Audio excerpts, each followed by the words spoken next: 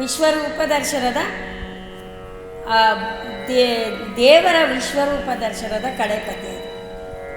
ಎಲ್ಲ ಒಂದೊಂದನ್ನು ನೆನಪಿನಲ್ಲಿ ಇಟ್ಕೊಂಡಿರೋಣ. ಈ ಒಂದು ಪದ್ಯವನ್ನು ನಾವು ಮನಸ್ಸಿನಲ್ಲೇ ಸ್ಥಿರವಾಗಿ ಇಟ್ಕೊಳ್ಳೋಣ. ಅರಳ ಮಳೆ ಸೋಸಿದ ದುಂದುಬಿ ಮೊರೆದ ಆಕಾಶದಲ್ಲಿ ಮೋದದಲ್ಲಿ ಧರಣಿ ಬಿದಿರಿತು ತನುವ ನುಕ್ಕಿದುದು ಅಬುಧಿ ದೆಸೆ ದೆಸೆಗೆ ಕರಿ ಕಮಠರುಬ್ಬಾಳುತನ ಮಿಕ್ಕಿರೆ ಮಹಾದ್ಭುತವಾಯಿತು ಕಂಡುದು ಹರಿಯ ಮಹಾದ್ಭುತ ರೂಪವು ಕಂಡುದು ಹರಿಯ ಅದ್ಭುತ ರೂಪವು ಅವನೊಬ್ಬ ಕೌರವನಲ್ಲದೆ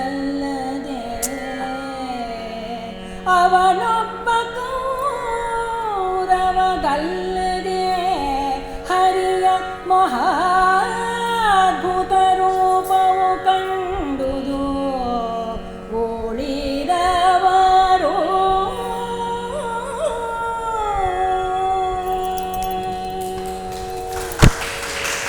ಇಡೀ ವಿಶ್ವರೂಪ ದರ್ಶನವನ್ನು ಭಗವಂತ ತೋರಿಸಿದಾಗ ಏನೇನಾಯಿತು? ಆಕಾಶದಿಂದ ಹೂಮಳೆ ಸುರಿದವು, ಸಂತೋಷದಿಂದ ನಗಾರಿ ಬಾರಿಸಿತು, ಭೂಮಿ ನಡುಗಿ ಹೋಯಿತು, ಸಮುದ್ರ ದಿಕ್ಕು ದಿಕ್ಕುಗೂ ಮೈ ಮುಕ್ಕಿಸಿತು. ಭೂಮಿಯನ್ನು ಹೊತ್ತಂತಹ ದಿಗ್ಗಜಗಳ ಕಮಟಗಳು ಅಂದರೆ ಆಮೆ ಆ ಉತ್ಸಾಹ ಹೆಚ್ಚುತ್ತಾ ಇರಲು ಇದು ಅದ್ಭುತವಾಯಿತು. ಕೃಷ್ಣನ ವಿಶ್ವರೂಪವು ದುರ್ಯೋಧನನ ಒಬ್ಬನನ್ನು ಬಿಟ್ಟು ಬೇರೆ ಎಲ್ಲರಿಗೂ ಕೂಡ ಕಾಣಿಸ್ತು. ಕೃಷ್ಣನ ವಿಶ್ವರೂಪ ದರ್ಶನ ದುರ್ಯೋಧನನ ಒಬ್ಬನನ್ನು ಬಿಟ್ಟು ಉಳಿದವರೆಲ್ಲರಿಗೂ ಕಾಣಿಸ್ತು ಅಂತ. ಪರಿತ್ರಾಣಾಯ ಸಾಧೂನಾಂ ವಿನಾಶಾಯ ಚ ದುಷ್ಕೃತಾಂ ಧರ್ಮ ಸಂಸ್ಥಾಪನಾರ್ಥಾಯ ಸಂಭವಾಮಿ ಯುಗೇ ಯುಗೇ ಸಂಭವಾಮಿ ಯುಗೇ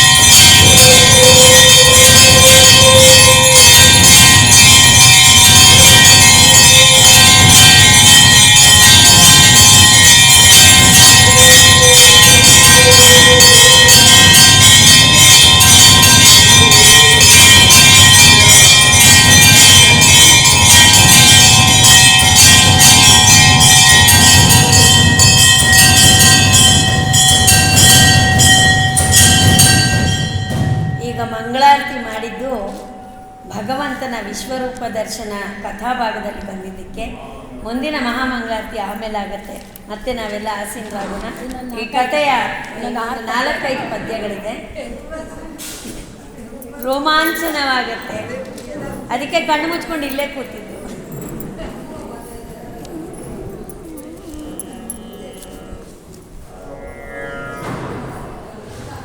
ಹಾಗೆ ಈ ಕೃಷ್ಣನ ವಿಶ್ವರೂಪ ದರ್ಶನವನ್ನು ಯಾರ್ಯಾರು ಕಣ್ಣು ತುಂಬಿಕೊಂಡ್ರು? ದುರ್ಯೋಧನನ ಆ ಸ್ಥಾನದಲ್ಲಿದ್ದಂತಹ ಭೀಷ್ಮ, ದ್ರೋಣ, ಕೃಪ, ಎಲ್ಲರೂ ಕೂಡ ಆ ಭಗವಂತನನ್ನು ನೋಡಿ ಅವನ ಪಾದಗಳಿಗೆ ಸಾಷ್ಟಾಂಗ ನಮಸ್ಕಾರವನ್ನು ಮಾಡಿದ್ದಾರೆ. ಅವರಲ್ಲಿ ಏನೇನು ಸಂದೇಹಗಳು ಅನುಮಾನಗಳು ಇತ್ತೋ ಎಲ್ಲವನ್ನ ತೊರೆದು ತುಂಬು ರೋಮಾಂಚನದಿಂದ ಒದ್ದೆಯಾಗಿ, ಅಂದರೆ ನಮಗೇ ಕಣ್ಣಲ್ಲಿ ನೀರು ಬರ್ತಾ ಇದೆ ಅಂದರೆ ಭಗವಂತನನ್ನು ಸಾಕ್ಷಾತ್ ಸ್ವರೂಪವಾಗಿ ಕಂಡಂತಹ ಇನ್ನು ಅವರಿಗಿನ್ನೆಂತಹ ಆನಂದ ಭಾಷ್ಪಗಳು ಬಂದಿರ್ಬೋದು. ಅವರೆಲ್ಲರೂ ಕೂಡ ಮೈ ರೋಮಾಂಚನವಾಗಿ ಆ ಭಕ್ತಿಯ ಭಾವದಲ್ಲಿ ಕುಸಿದು, ಭಕ್ತಿಯ ಭಾರದಲ್ಲಿ ಕುಸಿದು, ಒಂದು ಕಡೆ ಭಯನೂ ಆಗಿದೆ. ಭಗವಂತನನ್ನು ನಾವು ತಿರುಪತಿನಲ್ಲಿ ಹೋಗ್ತೀವಿ, ಗಂಟೆಗಟ್ಟಲೆ ಕ್ಯೂನಲ್ಲಿ ನಿಂತಿರ್ತೀವಿ, ಆದರೆ ದರ್ಶನ ಎಷ್ಟೊತ್ತು ಮಾಡ್ತೀವಿ? ಒಂದು ಕ್ಷಣ 10 ನಿಮಿಷ ಅವನನ್ನು ಕಣ್ಣು ಬಿಟ್ಟು ನೋಡೋದಕ್ಕೆ ನಮಗೆ ಯೋಗ್ಯತೆಯೂ ಇಲ್ಲ. ಅಂತಹ ವಿಶ್ವರೂಪ ದರ್ಶನವನ್ನು ಕಂಡಂಥವರು ಮನಸ್ಸಿನಲ್ಲೇ ಭಯಗೊಂಡಿದ್ದಾರೆ. ಆ ಸಮೂಹದಲ್ಲಿ ಮುನಿ ಸಮೂಹದೊಡನೆ ಭೀಷ್ಮ, ಕೃಪ, ವಿದುರ, ಗುರು, ದ್ರೋಣ, ಸಂಜಯ ಮುಂತಾದವರು ಕೃಷ್ಣನ ಪಾದಗಳಿಗೆ ನಮಸ್ಕರಿಸಿದ್ದಾರೆ. ಆ ಕೃಷ್ಣನ ಮಾಯೆಯನ್ನು ಏನೆಂದು ಹೇಳೋಣ? ದಯವಿಟ್ಟು ಕೂತ್ಕೊಳ್ಳಿ. 3 ಪದ್ಯ. ಒಳಗೆ ಹೊಳೆದನು ಬಾಹ್ಯದಲ್ಲಿ ಪ್ರಜ್ವಲಿಸಿದನು, ತಾನಲ್ಲದನ್ಯರ ಬಳಕೆ ಬೇರೊಂದಿಲ್ಲದಂತಿರೆ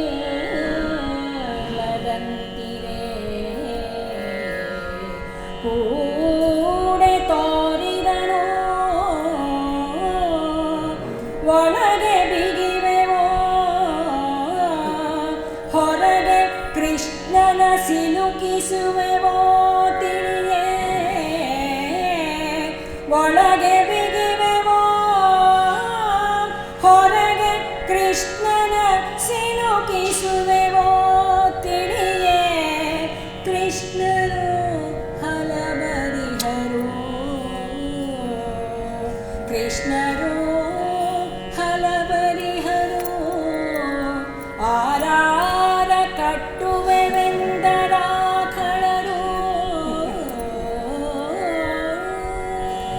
ನಿಜವಾಗ್ಲೂ ಎಲ್ಲೆಲ್ಲಿ ನೋಡಿದ್ರು ಕೃಷ್ಣನೇ. ಇಲ್ಲಿ ನೋಡ್ತೀನಿ, ಅಲ್ಲಿ ನೋಡಿ ಕೃಷ್ಣನ್, ನಾನು ಅಲ್ಲಿ ಕಂಡೆ, ಇಲ್ಲಿ ಕಂಡೆ, ಮೇಲ್ಕಂಡೆ, ಕೆಳಗೆ, ಪಕ್ಕ ಎಲ್ಲ ಕಡೆ ಕೃಷ್ಣನೇ. ಅವನು ಅಂತರಂಗದಲ್ಲಿ ಕೂಡ ಹೊಳಿತಾ ಇರ್ತಾನೆ ಚೈತನ್ಯವಾಗಿ. ಹೊರಗಿನ ಕಣ್ಣುಗಳಿಗೆ ಅವನು ಪ್ರಜ್ವಲಿಸ್ತಾ ಇದ್ದಾನೆ, ಆದರೆ ನಮ್ಮ ಅಂತರಂಗದಲ್ಲೂ ಆ ಭಗವಂತ ಇದ್ದಿದ್ರಿಂದಲೇ ನಮಗೆ ಕಣ್ಣಲ್ಲಿ ನೀರು ಬರೋದಾಗಲಿ, ರೋಮಾಂಚನವಾಗೋದಾಗಲಿ ಎಲ್ಲವೂ ಆಗೋದು. ಅದೇ ಅದ್ವೈತ. ಆತ್ಮ ಬೇರೆ ಅಲ್ಲ, ಪರಮಾತ್ಮ ಬೇರೆ ಅಲ್ಲ. ಆತ್ಮ ಪರಮಾತ್ಮ ಎರಡೂ ಒಂದೇ ಅನ್ನೋದನ್ನೇ ಶ್ರೀಕೃಷ್ಣ ಪರಮಾತ್ಮ ತೋರಿಸ್ಕೊಡ್ತಾ ಇರೋದು. ಅವನ ಮಹಿಮೆಯನ್ನು ಕೇಳಿದಾಗ ನಮಗೆ ಒಳಗಡೆ ಯಾಕೆ ಸಂತೋಷ ಆಗಬೇಕು? ಒಳಗಿನಿಂದ ಕಣ್ಣೀರು ಯಾಕೆ ಬರಬೇಕು? ಹೌದಾ ಅಲ್ವಾ? ಸುಮ್ಮನೆ ನಾವು ಕೇಳಿಸ್ಕೊಂಡು ಕೂತ್ಕೊಂಡಿರ್ಬೋದಾಗಿತ್ತಲ್ಲ, ಯಾಕೆ ಕಣ್ಣು ಮುಚ್ಚಿದ್ವಿ? ಈ ಪ್ರಶ್ನೆಗಳನ್ನೇ ನಾವು ಮಾಡ್ಕೊಬೇಕು. ನಮಗೆ ನಾವು ಪ್ರಶ್ನೆಗಳನ್ನ ಮಾಡಿಕೊಂಡಾಗಲೇ ಆ ಒಂದು ಏನು ರಹಸ್ಯಗಳು ಕೆಲವಂತೂ ಅರ್ಥ ಆಗುವಂಥದ್ದು. ಜೊತೆಗೆ ಇಲ್ಲಿ ರೂಢಿಗೆ ತಾನಲ್ಲದೆ ಜೀವಿಗಳ ಬದುಕಿಗೆ ಬೇರೊಂದಿಲ್ಲ. ನಾನೇ ಎಲ್ಲ, ನನ್ನಿಂದಲೇ ಎಲ್ಲ.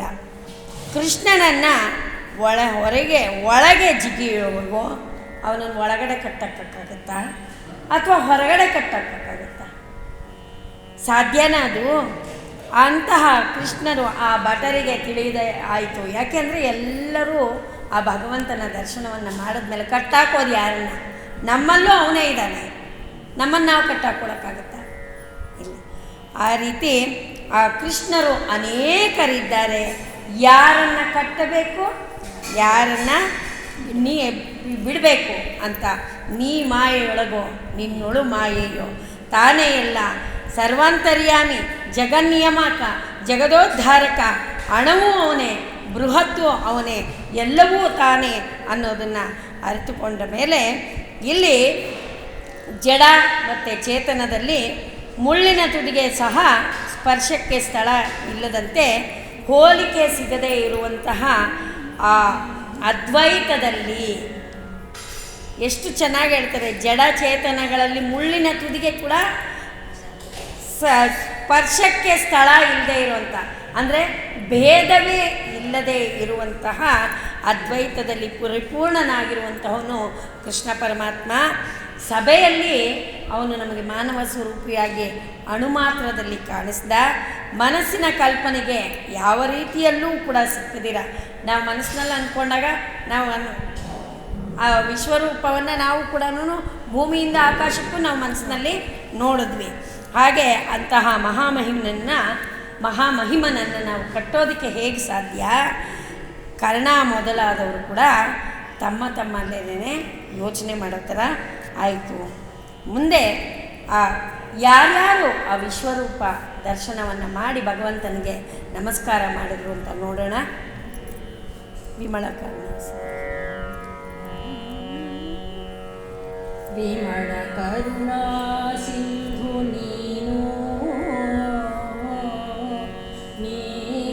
ನೀನನುಪಮ ಚರಿತ್ರನು ನಿಮ್ಮಡಿಯ ಪದ ಕಮಲದ ಋಷಣದಿಂದ ಹಿಂಗಿದುದು ಅಗಧ ರಾಶಿಗಳು.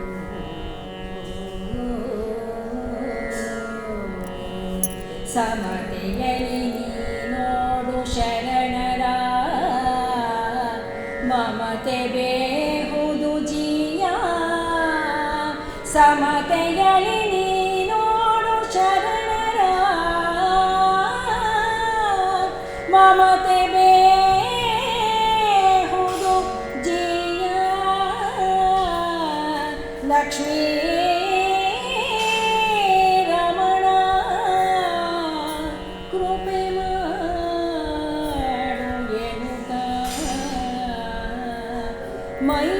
ಮೈಕ್ಕಿದಳು ಗಾಂಧಾರಿ. ಮೈಕ್ಕಿದಳು ಅಂದರೆ ನಮಸ್ಕರಿಸಿದಳು. ನಿರ್ಮಲ ಕರುಣಾಸಾಗರನೇ, ನೀನು ಹೋಲಿಕೆಗೆ ಮೀರಿದ ಚಾರಿತ್ರ. ಇವನ ಒಂದು ಚರಿತ್ರೆ ಯಾವುದಕ್ಕಾದ್ರೂ ಹೋಲಿಸ್ಬೇಕು ಅಂತಂದರೆ ಅನುಪಮ. ಉಪಮೆನೇ ಇಲ್ಲ ಭಗವಂತನಿಗೆ. ಇದರಂತೆ ಅಂತ ಹೇಳೋದಕ್ಕೆ ಸಾಧ್ಯ ಇಲ್ಲ. ಇದೇ ಅವನು ಅಂತಹ ಪರಮಚಾರಿತ್ರನು. ನಿನ್ನ ಪಾದ ಕಮಲದ ದರ್ಶನದಿಂದ ಪಾಪರಾಶಿಗಳು ಕಳೆದು ಹೋಯಿತು. ಜೊತೆಗೆ ಸಮಾನತೆಯಿಂದ ನೋಡು.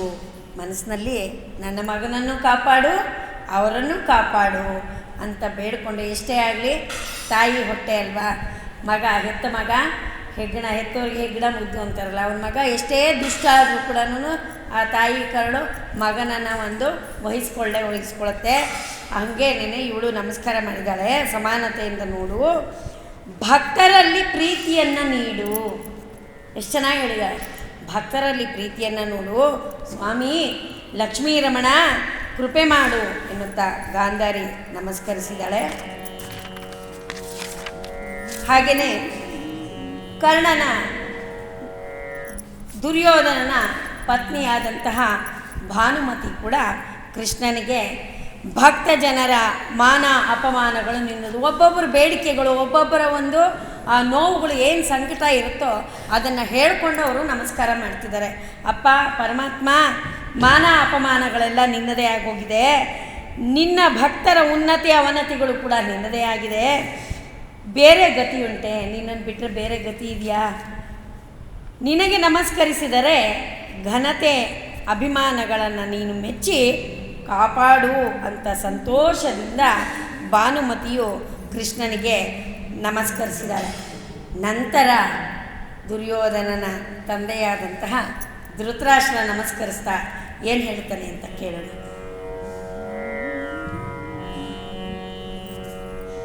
ಕಂಗಳನು ಕರುಣಿಸಿದನು ಅಂಧನೃಪಂಗೆ, ಬಳಿಕ ಈ ಕೃಷ್ಣರಾಯನ ಮಂಗಳ ಶ್ರೀಮೂರ್ತಿಯನು ಮನದಣಿಯತ ನೋಡಿ. ಕೃಷ್ಣರಾಯನ ಮಂಗಳ ಶ್ರೀಮೂರ್ತಿ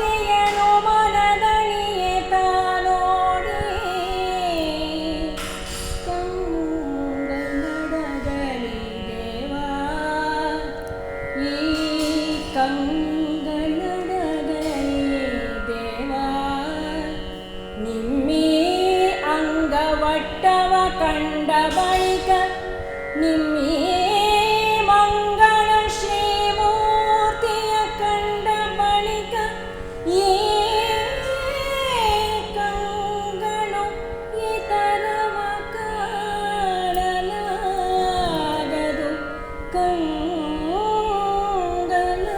ಕಂಗಳೊಡಗಲಿಗೆ ಕೃಪೆ